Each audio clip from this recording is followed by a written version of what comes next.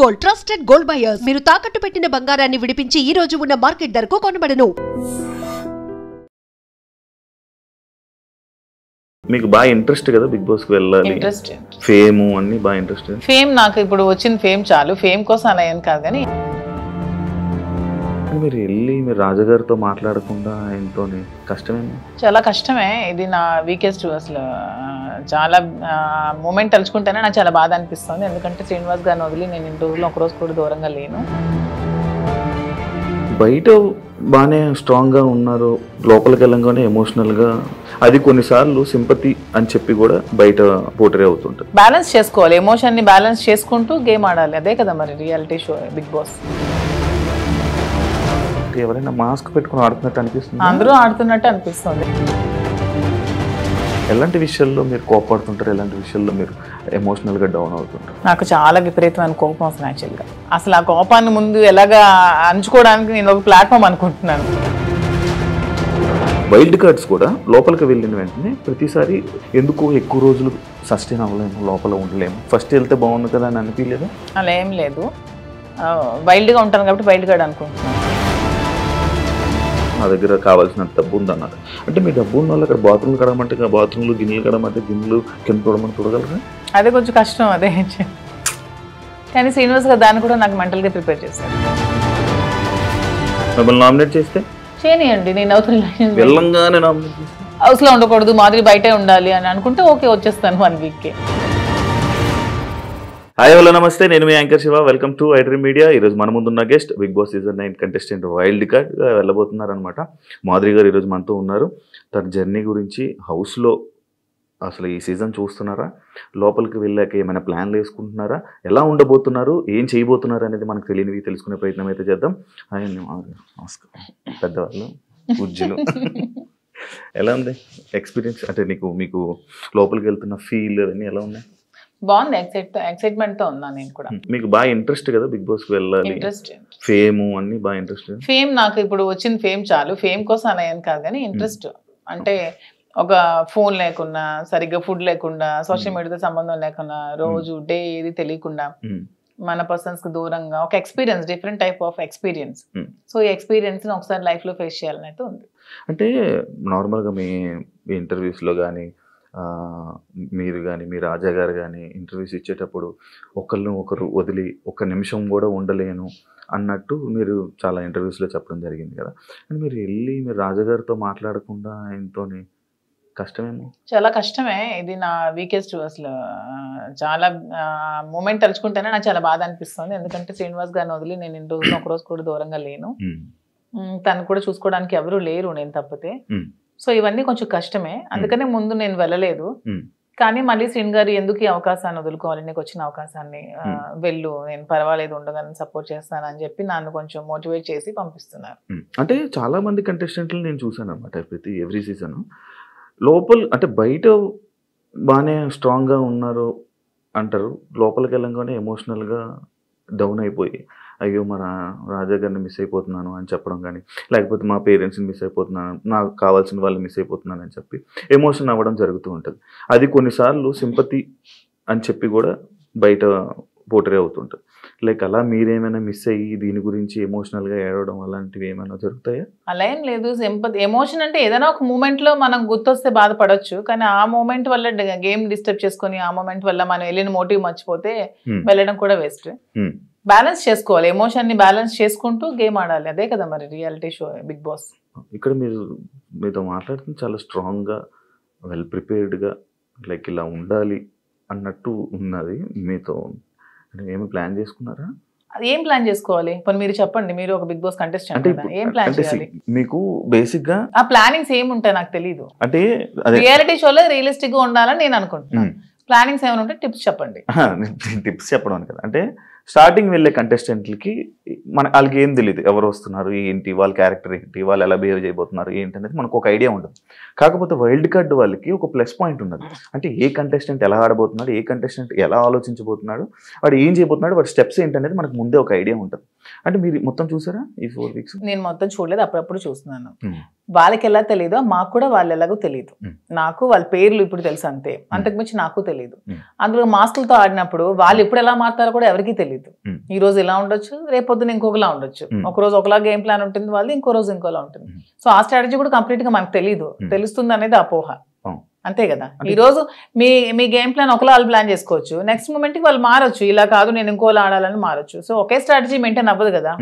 అంటే లైక్ మాస్క్లు అని చెప్పి అన్నారు కాబట్టి ఎవరైనా మాస్క్ పెట్టుకుని ఆడుతున్నట్టు అనిపిస్తుంది? అందరూ ఆడుతున్నట్టు అనిపిస్తుంది, ఎవరు జెన్యున్ గా లేరని అనిపిస్తుంది. మీరు వెళ్ళాక మిమ్మల్ని కూడా మాధురి గారు ఎందుకో మాస్క్ వేసుకొని ఆడుతున్నారు అని అంటే మీరేం? నేను వచ్చాక క్వశ్చన్ చేస్తే ఆన్సర్ నేను చెప్తాను, మీకు అలా అనిపిస్తే. నేను వెళ్ళిన తర్వాత మీకు నేను ఏమైనా మాస్క్ వేసుకున్నట్టు అనిపిస్తే, వచ్చిన తర్వాత మీరు ఇదే క్వశ్చన్ మీకు ఉంటే అప్పుడు ఆన్సర్ చేస్తాను. మిమ్మల్ని ఎప్పుడు ఇంటర్వ్యూలో తప్ప బయట మీ గురించి తెలియదు, మీ ఎమోషన్స్ గురించి తెలియదు. ఎలాంటి విషయాల్లో మీరు కోపడుతుంటారు, ఎలాంటి విషయాల్లో మీరు ఎమోషనల్గా డౌన్ అవుతుంటారు? నాకు చాలా విపరీతమైన కోపం అసలు, యాక్చువల్గా చాలా అంటే చాలా కోపం. అసలు ఆ కోపాన్ని ముందు ఎలాగా అణుచుకోవడానికి నేను ఒక ప్లాట్ఫామ్ అనుకుంటున్నాను. శ్రీనివాస్ గారు చాలా చెప్తున్నారు, చెప్పి పంపిస్తున్నారు. చాలా కోపం, అక్కడ ఏదైనా ఒక అన్యాయం జరుగుతోంది, అక్కడ తప్పు జరుగుతోంది, అది బాగాలేదు, అలా చేయకూడదు వాళ్ళ అనే మూమెంట్ నాకు అనిపించినప్పుడు నాకు చాలా అసలు ట్రిగ్గర్ అయిపోతాను, చాలా కోపం వచ్చేస్తుంది. అంటే ఎవరైనా ట్రిగ్గర్ చేసి ఈజీ, అది మీ వీక్నెస్ కదా. నేను ఎవరైనా ట్రిగ్గర్ చేస్తే ట్రిగ్గర్ అవ్వను, నాకు అది నచ్చకపోతే ట్రిగ్గర్ అవుతాను. అదే మీకు నచ్చని పనులు ఎవరో చేస్తారు, మరి అది వీక్నెస్ అవుతుంది కదా. అలా ప్రతిసారి ట్రిగ్గర్ అయిపోతుంది. ట్రిగ్గర్ అయ్యి వాళ్ళకి చెప్తాను, అది చేయకూడదు, మీరు ఇలా చేయండి, ఇది కరెక్ట్ కాదు, కరెక్ట్ చేసుకోండి అని చెప్తాను. వింటే ఓకే, వినకపోతే ఇంకా వాళ్ళ ఇష్టం. అండ్ ఇంకొకటి, చాలా మంది సీజన్స్లో అంటే మీ ఏజ్ కేటగిరీ గ్రూప్ ఉన్న పీపుల్ ఫాస్ట్గా ఎలిమినేట్ అయిపోయి వచ్చేసే ఛాన్సెస్ ఎక్కువ అనమాట. అది కాకుండా వైల్డ్ కార్డ్స్ కూడా లోపలికి వెళ్ళిన వెంటనే ప్రతిసారి అంటే ఎందుకు ఎక్కువ రోజులు సస్టైన్ అవ్వలేము, లోపల ఉండలేము అని బయటకు వచ్చేసే కంటే ఆ భయంతో ఎందుకు యాక్సెప్ట్ చేయడం, ఫస్ట్ వెళ్తే బాగుండు కదా అని అనిపించలేదా? అలా ఏం లేదు, వైల్డ్ గా ఉంటాను కాబట్టి వైల్డ్ కార్డ్ అనుకుంటున్నాను. అది అర్థమవుతుంది వైల్డ్ గా ఉంటారని. దాంట్లో ఎందుకు అంటే మీ ఏజ్ మేము గెలవకూడదా, మేము ఆడలేమన్నా, మీ ఒపీనియన్ ఎందుకు మమ్మల్ని సపోర్ట్ చేయరా? పబ్లిక్ సపోర్ట్ చేస్తారు అంటే నేను ఆ విధంగా అంటే మీరు అన్నారు కదా మీ ఏజ్ వాళ్ళు వచ్చేస్తారు, మీ ఏజ్ వాళ్ళు త్వరగా వెళ్ళినట్టు. అది అనేది జనాలు ఒక ఒపీనియన్, జనాలకి ఒక ఒపీనియన్ అలా ఉండిపోయింది. ఎందుకు ఉండిపోయింది అంటే అది ఎందుకు నాకు అర్థం కాదు. ప్రతిసారి ఆ సీజన్ లో అలా జరగడం వల్ల ఏమో, ప్రతి సీజన్స్ లో అలా జరగడం వల్ల ఏమో. మేము సరిగ్గా గేమ్ ప్లే చేయలేమా, మేము సరిగ్గా స్ట్రాటజీ ప్లాన్ చేయలేమా, మేము ఫిజికల్ గేమ్స్ ఆడలేమా, మేము అన్ని 100% పర్ఫెక్ట్ గా ఇచ్చినప్పుడు మమ్మల్ని మేమే ఎందుకు ఎలిమినేట్ అవుతామని అనుకోవాలి. అంటే ఇప్పుడు మీకు అంటే లైక్ ఇంత బిఫోర్ ఇంటర్వ్యూలో చూసాను, నాకేమో డబ్బుకు అంత పెద్ద కరువు ఏం లేదు, నా దగ్గర కావాల్సినంత డబ్బు ఉందన్నారు. అంటే మీ డబ్బు ఉన్న వాళ్ళు అక్కడ బాత్రూమ్లు కడగమంటే బాత్రూమ్లు, గిన్నెలు కడగమంటే గిన్నెలు, కింద తోడమని తోడగలరా? అదే కొంచెం కష్టం. అదే ఇలాంటి విషయాలు ఉంటాయి కదా, అలా దానికోసం అడిగాను క్వశ్చన్. కానీ శ్రీనివాస్ గారు దాన్ని కూడా నాకు మెంటల్ గా ప్రిపేర్ చేశారు, అంటే ఏ సిచ్యువేషన్ లో కూడా ఇలా ఉంటాయి. ఇక్కడికి వచ్చాక కడిగిద్దామనా? నేను అసలు చీపురు పట్టుకుంటేనే అతను చూడలేరు.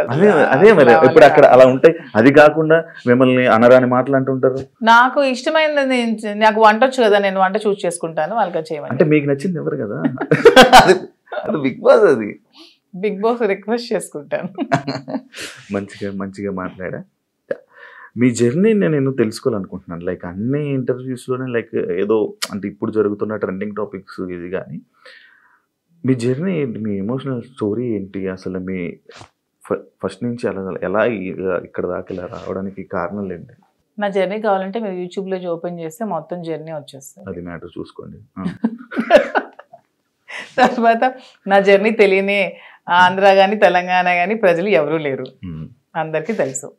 ఓకే, చిన్నప్పటి నుంచి నాకు బాగా స్పోర్టివ్ స్పిరిట్ ఎక్కువ, నాకు మంచి లీడర్షిప్ క్వాలిటీస్ చిన్నప్పటి నుంచే, కాలేజ్ డేస్ నుంచే మంచిగా లీడర్షిప్ క్వాలిటీస్ ఉండేదాన్ని, లీడర్షిప్ క్వాలిటీస్ మెయింటైన్ చేసేదాన్ని. ఆ క్వాలిటీస్ తో ఉన్న నన్ను మా నాన్నగారు కొంచెం ఆర్థోడాక్స్ కాబట్టి నాకు 19 years మ్యారేజ్ చేశారు. ఇంటర్మీడియట్ లో మ్యారేజ్ అయింది, సెకండ్ ఇయర్ లో. మ్యారేజ్ అయ్యాక కూడా నేను కొద్ది రోజులు ఫారెన్ వెళ్ళి షిప్ లో ఉండి, నాకు ఇండియా అంటే అభిమానం కాబట్టి ఇండియాలోనే ఉండాలని డిసైడ్ అయిపోయి నేను ఇండియాకే వచ్చేసి మళ్ళీ స్టడీస్ కంప్లీట్ చేసి నా డిగ్రీ కంప్లీట్ చేశాను. కంప్లీట్ చేసి అప్పటికే మా ఇద్దరికి కంపాటబిలిటీ సరిగ్గా లేనందువల్ల నేను ఇంకా నాకంటూ ఒక ఇండిపెండెంట్గా బతకాలని నిర్ణయించుకొని పెట్రోల్ బంక్స్ అవి స్టార్ట్ చేశాను, రియల్ ఎస్టేట్ చేశాను, కన్స్ట్రక్షన్ చేశాను. సో ఆ ఫీల్డ్లో ఉండేదాన్ని. ఇంకా కొంచెం మైండ్ డీవియేషన్కి డాన్స్ క్లాసెస్ ఫ్రీగా చెప్పాను. ఫ్రీగా చాలా మందికి, వేల మంది పిల్లలకి, విద్యార్థులకి ఫ్రీగా డాన్స్ నేర్పించాను. భరతనాట్యం, లేడీస్కి కోలాటం డాన్స్ అవి నేర్పించాను. చాలా సోషల్ యాక్టివిటీస్ చేశాను. ఇవన్నీ యాక్టివిటీస్ చూసి గమనించి నన్ను పాలిటిక్స్లోకి ఇన్వైట్ చేశారు. ఇన్వైట్ చేశాక పాలిటిక్స్లో కూడా చాలా యాక్టివ్గా పార్టిసిపేట్ చేశాను. బాగా తిరిగేదాన్ని, బాగా ప్రజలతో ఇంకా కొంచెం మమేకమై తిరిగినప్పుడు నాకు వస్తున్న ఫేమ్ని, నా పడుగుతున్న గ్రాఫ్ని తట్టుకోలేక నా పార్టీలో ఉన్న చాలా మంది నన్ను తొక్కాలని చూశారు. ఆ సిచ్యువేషన్లోనే చాలా నన్ను బ్యాట్ చేయాలని ట్రై చేశారు. ట్రై చేసినప్పుడు నా పరిస్థితులు కూడా బాగాలేనందువల్ల, నేను దూరంగా ఉండడం వల్ల, శ్రీనివాస్ గారు కూడా ఇదే సిచ్యువేషన్లో దూరంగా ఉండడం వల్ల మా ఇద్దరం ఒకటై పెళ్లి చేసుకుందాం, తర్వాత లైఫ్ లీడ్ చేస్తాం, తర్వాత బిజినెస్ పెట్టాం, చాలా మందికి జాబ్స్ ఇస్తున్నాం, చాలా మందికి ఫుడ్ పెడుతున్నాం, లైఫ్ లీడ్ చేస్తాం. ఇది నా స్టోరీ. ఇంత ఫాస్ట్ ఎందుకంటే స్లో చెప్పు. మరి ఇంకా 1000 మందికి ఉద్యోగాలు ఇవ్వాలని నా కళ. త్వరలో నెరవేర్చాలని భగవంతుని కోరుకుంటున్నాను. హైదరాబాద్ లో ఇంకొన్ని బ్రాంచ్లు పెడుతున్నాను. వైజాగ్ లో నా బ్రాంచ్ స్టార్ట్ చేస్తున్నాము. సో ఇలా ఇంకొంచెం ముందుకు వెళ్తూ ఇంకొంతమందికి ఉపాధి కల్పిస్తూ లైఫ్ లీడ్ చేయాలనేది నా కోరిక. మీ జర్నీకి బిగ్ బాస్ జర్నీకి సంబంధం ఏంటి? నా జర్నీ చూసి నచ్చి బిగ్ బాస్ కి రమ్మని ఇన్విటేషన్. ఏం చెప్పారు జర్నీలో? ఎవరు చెప్పాలి? అడుగుతారు కదా కొన్ని. నాకు ఎవరు అడగలేదు, వాళ్ళు చూసి నా దగ్గర. అదే లైక్ అదే వదిలేండి. మీ జర్నీకి, ఇప్పుడు బయట ఉన్న జర్నీకి బిగ్ బాస్ జర్నీకి ఏంటి? బిగ్ బాస్ జర్నీ చేసాక తెలుస్తుంది. బయట ఉన్న జర్నీకి ఇంకా జర్నీ చేయలేదు, చూసారు కదా, వెళ్తున్నాను కదా. మరి నేను జర్నీ చేస్తుంది, మీరు వెళ్తారు, మీరు గోవా వెళ్ళి వచ్చారు బాబు, మీ గోవాలో ఎలా ఉంటుందో తెలుస్తుంది. నేను ఇంకా వెళ్ళలేదు కదా, నేను జర్నీ చేసి వచ్చాక అప్పుడు చెప్తాను. డిఫరెంట్ కదా. ఇప్పుడు మీ పొలిటికల్ బ్యాక్గ్రౌండ్ అంటే బయట ఉన్నదానికి డిఫరెంట్, అంటే బిగ్ బాస్ లో ఉన్న కంటెస్టెంట్ ఆ గేమ్ అంతా డిఫరెంట్. అదే శివ గారు, అక్కడికి వెళ్ళి ఎక్స్పీరియన్స్ చేసి వచ్చిన తర్వాత అప్పుడు మళ్ళీ మనం ఇంటర్వ్యూ చేసుకున్నప్పుడు నా పొలిటికల్ లైఫ్ ఇది, నా బిగ్ బాస్ లైఫ్ ఇది అని చెప్పడానికి ఉంటుంది. ఇంకా నేను ఎక్స్పీరియన్స్ చేయలేదు. లేడీస్ అనగానే లైక్ గొడవలు ఎక్కువ. ఎందుకు గొడవలు ఎక్కువ? లేడీస్ అంటే మీకు ఎలా కనిపిస్తున్నాం మేము గొడవలు ఎక్కువ? మీకు లేడీస్ అంటే గొడవలే కనిపిస్తుంది. మా వల్లే మీ లైఫ్ స్టార్ట్ అయిందని, మా వల్లే అసలు ఈ సృష్టి మొదలైందని, మేమే పెద్ద శక్తి అని, అసలు మహిళ లేకపోతే అసలు ఈ సృష్టి లేదని, ఇవన్నీ మీకు అనిపించవా? లేడీస్ అంటే గొడవలు అని ఎందుకు మీరు నెగిటివ్ గా చెప్తారు? మీ వల్ల గొడవలు అవ్వలేదా? మీరు ఎప్పుడు మీ ఫ్రెండ్స్ తో గొడవలు లేవా? మీరు ఎప్పుడు గొడవలు పడి మందు తాగుతూ బీర్ బాటిల్ కొట్టుకోలేదా?